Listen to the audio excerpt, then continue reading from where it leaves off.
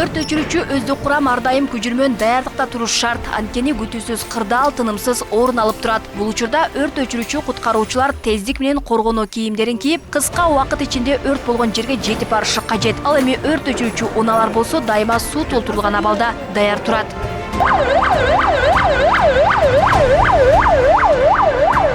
Мында тезинен дарекке жетип барып, көлөмдүү өрт күйүп жатканына карабастан адамдарды куткарып калуу максат. Андан кийин гана жалмаган өрт чектөөгө алынат. Бул учурда өрт өчүрүүчү куткаруучулар өмүрүн тобокелге салууга да барышат.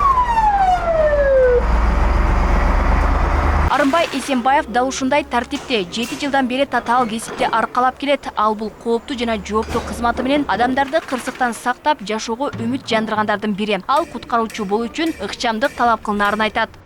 Ошол чоң мындай картаңдар калып кетет, өздөрүн эптей албай олорду алып чыгабыз. Кичинекей жаш балдар калат, олорду дагы алып чыгабыз. Ошентип биринчи адамдардын өмүрүн куткарууга аракет кылабыз да. Ошондой учурларда биз 9-10 этаждарда калып кеткенде, жаш балдар калып кеткен учурда биз автолестницанын жардамы менен айнек балкондордон чыгарып, адам өмүрүн куткарабыз. Ошондой учурлар болуп калат да. Акыркы учурда Ош шаарында өрт кырсыктарынын саны өскөн. Басымдуу тамактануучу жайларда ири өрт кырсыктары көп катталып жатыптыр. Көбүнесе тилсиз жоо туура эмес орнотулган электр чуалгаларынан келип чыгат дешет. Эң көп катталган бул кафе, ресторандар болуп атат.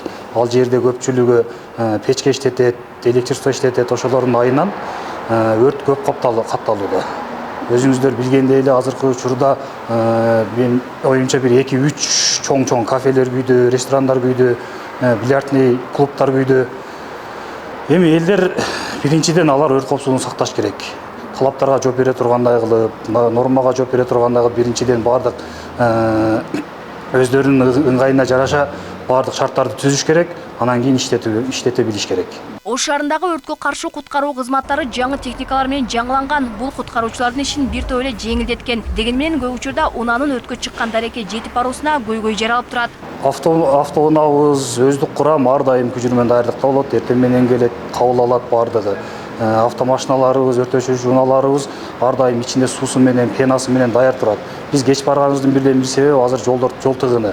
Өзүңүздөр көргөндөй шаар ичинде машина, автоунаалар көп, жол тыгыны, адамдар жол бербейт.